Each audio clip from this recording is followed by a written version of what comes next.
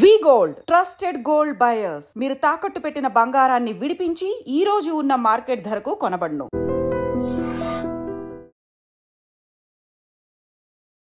Hi hello నమస్తే, welcome back to iDream media. ఈరోజు మనతో ఉన్నారు సర్టిఫైడ్ ఫైనాన్షియల్ ప్లానర్ అయిన మాధురెడ్డి గారు.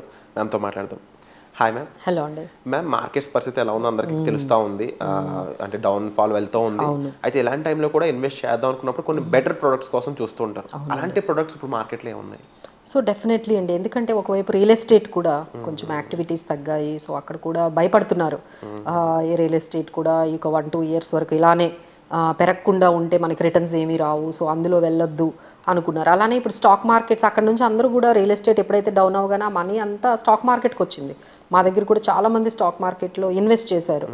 మేడం అక్కడ రిటర్న్స్ ఏమీ రావట్లేదు, మనీ అంతా బ్లాక్ అవుతుంది, కొన్నామంటే అమ్మడానికి ఎవరు రావట్లేదు, అమ్ముతూ ఉంటే ఎవరు బయర్స్ రావట్లేదు. So they are getting scared, అక్కడ మా మనీ స్టక్ అయిపోతుంది అని చెప్పి ఆ మనీ అంతా ఇక్కడికి తీసుకొచ్చారు. ఇప్పుడు ఇక్కడ ఏమైంది, ఇక్కడ మనీ అంతా కూడా మార్కెట్స్ అనేవి ఒక పాజ్ బటన్ లాగా ఒక దగ్గర స్టక్ అయిపోయి ఉన్నాయి. సో ఇలా ఈ టైంలో అంటే మార్కెట్స్ ఒకవైపు ఇంత అంటే ఒక రకమైన పాజ్లో మార్కెట్లో, సో ఈ ఇయర్ కూడా పెద్ద రిటర్న్స్ ఇవ్వకపోతే చాలామంది మా క్లయింట్స్ క్వశ్చన్ ఎలా ఉంటుందంటే, మేడం మరి ఇయర్ ఒక 5% ఇస్తే దీనికన్నా బెటర్ కదా, బ్యాంక్లో పెట్టుకుంటే కనీసం ఒక 6.5-7 వరకు వస్తాయి కదా, ఏం చేయమంటారు, ఇక్కడ పెట్టడం కన్నా ఇయర్ అంతా కూడా ఎక్కడైనా పెట్టుకుంటే అంటే ఇలాంటి క్వశ్చన్స్ అయితే బాగా రైజ్ అవుతున్నాయి. అంటే ఆల్రెడీ పెట్టిన వాళ్ళైతే they can stay invested, but కొత్తగా పెట్టే వాళ్ళకి ఈ ఆలోచనలు వస్తూ ఉంటాయి. ఒక 5 lakhs 10 lakhs ఉన్నాయి మార్కెట్లో పెట్టాలి అంటే ఇప్పుడేమో అదేమో ఇంకా క్లారిటీ రాలేదు, రియల్ ఎస్టేట్లో అయితే స్టక్ అవుతుంది.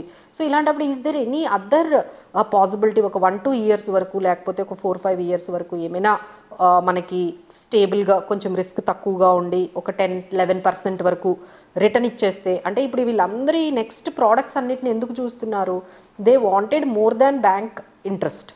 బ్యాంక్ ఎంత ఇస్తుంది మీకు ఆఫ్టర్ TDS తర్వాత 4-5% ఇస్తారు.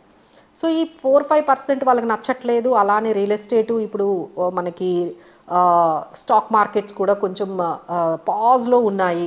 సో ఇంకేదైనా ఆప్షన్ ఉందా అని చాలామంది అడుగుతున్నారండి. That is the best option. ఏంటంటే కొత్తగా కాదండి, ఎప్పటి నుంచో మనకి డిబెంచర్స్ తర్వాత NCDs అంటారండి, నాన్ కన్వర్టబుల్ డిబెంచర్స్ ఉన్నాయి, బాండ్స్ ఉన్నాయి. ఇలాంటివి మార్కెట్లో సెకండరీ మార్కెట్లో ఉన్నాయి, ప్రైమరీ మార్కెట్లో ఉన్నాయి.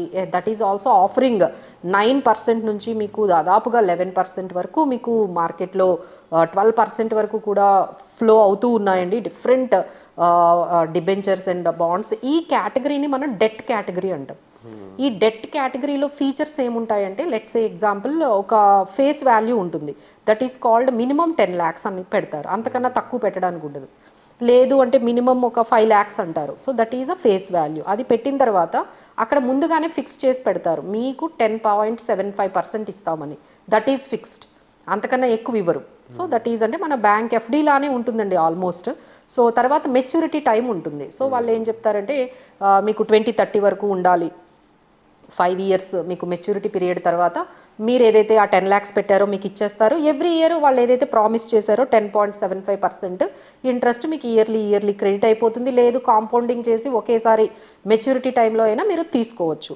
So these are the best options. ఎవరైతే మాకు stock market, real estate, bank FD ఇది కాకుండా ఇంకేదైనా చెప్పండి అనే వాళ్ళందరికీ కూడా these are all very good investments అండి. మీరు దాదాపుగా AAA మంచి రేటింగ్ ఉన్న బాండ్స్ని మీరు NCDsని మీరు సెలెక్ట్ చేసుకోవచ్చు. లేదు అంటే మేము కూడా హెల్ప్ చేస్తాము, మనం ఎంత అమౌంట్ అయినా ఇందులో పెట్టుకోవచ్చు. అలానే మీకు మంచి రిటర్న్ కూడా 10.75% 11% కూడా ఉన్నాయి మీకు. అది మంచి కంపెనీయా కాదా అనేది ఒకసారి మనము వాటి రేటింగ్ బట్టి మనం డిసైడ్ చేసుకోవచ్చు. So I will give you few examples అండి ఇక్కడ. దట్ ఈజ్ 11% సంస్థ ఫైనాన్స్ లిమిటెడ్ అనేది ఒకటి ఉంది. సో వాళ్ళు 11% ఆఫర్ చేస్తున్నారు for the maturity of 5 years or something like that. అలానే స్మాల్ ఫైనాన్స్ కంపెనీ అంటే బ్యాంక్ ఒకటి ఉంది కదా, మనందరికీ తెలుసు స్మాల్ ఫైనాన్స్ బ్యాంక్, వాళ్ళు 11.75%ని ఆఫర్ చేస్తున్నారు. అదాని ఎంటర్టైన్మెంట్ 9.65% వాళ్ళ ఉన్న ఈ డిబెంచర్స్ NCDs మీద ఆఫర్ చేస్తున్నారు. అలానే మనకి కొన్ని మన స్టేట్ గవర్నమెంట్స్ కూడా వాళ్ళకి అవసరమైనప్పుడల్లా ఇలాంటి డెట్ ప్రోడక్ట్స్ని ఆఫర్ చేసి మనీ అనేది తీసుకుంటారండి. అలానే మనకి తెలంగాణ స్టేట్ ఇండస్ట్రియల్ ఇన్ఫ్రాస్ట్రక్చర్కి సంబంధించి మీకు ఇవన్నీ కంపెనీస్ మీద నమ్మకం లేకపోతే స్టేట్ గవర్నమెంట్స్ వాళ్ళు కూడా మీకు అవైలబుల్గా ఉన్నాయి. సో వాళ్ళవి కూడా 9%, 9.7% ఇస్తున్నారు.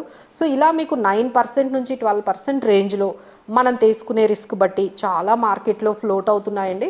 So you can invest a very good amount. ఒక అంటే మళ్ళీ మీరు క్వశ్చన్ వేయచ్చు, మేడం 5 years వరకు ఉండాలా, మధ్యలో వెళ్ళిపోవచ్చు అంటే definitely there is a secondary market అండి. వీటికి కూడా స్టాక్ మార్కెట్ లాగే సెకండరీ మార్కెట్ ఉంటుంది. ఒక 2-3 yearsలో మీరు ఎగ్జిట్ అయిపోవాలి అనుకుంటే మీకు ఎప్పుడు సెకండరీ మార్కెట్లో బయర్స్ ఉంటారు. సో ఆ బయర్స్ ద్వారా మీరు వాళ్ళకి ఇచ్చేసి మీరు వెళ్ళిపోవచ్చు. సో అలాంటి ఫెసిలిటీస్ కూడా ఉంటాయండి. But you can not do it on your own.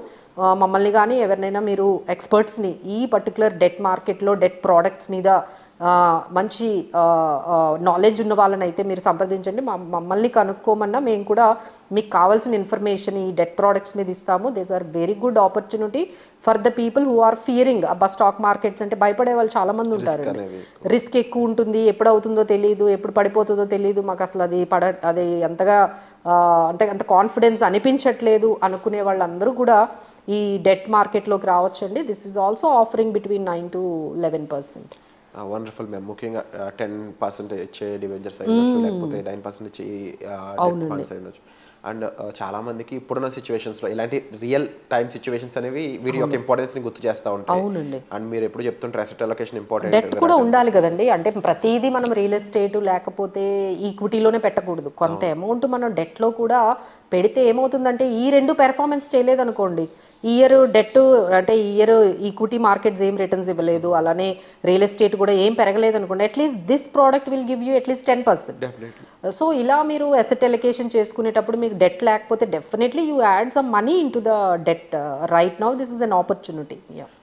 Definitely దానికి తగ్గ మరింత ఇన్ఫర్మేషన్ మీకు కావాలనుకున్నట్లయితే ఇది రైట్ టైం అండి మ్యామ్తో మీరు మాట్లాడడానికి. అండ్ ముఖ్యంగా ఒక రైట్ ఇన్వెస్ట్మెంట్ అనేది మీకు కాస్త ధైర్యాన్ని ఇవ్వడంతో పాటుగా ఒక గోల్ ఫిక్స్ చేసి మీరు ఆ గోల్ని ఎటువంటి పరిస్థితుల్లో కూడా ఆపకుండా కొనసాగించే విధంగా తీసుకెళ్తూ ఉంటుంది. సో అసెట్ అలొకేషన్ చాలా ఇంపార్టెంట్ అందులో.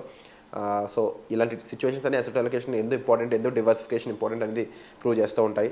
సో ముఖ్యంగా ఒక రైట్ ఇన్ఫర్మేషన్ కోసం అయితే మీరు డైరెక్ట్గా మ్యామ్ని సంప్రదించవచ్చు. వచ్చే ఎపిసోడ్లో మళ్ళీ కలుద్దామండి. Thank you so much ma'am. Thank you.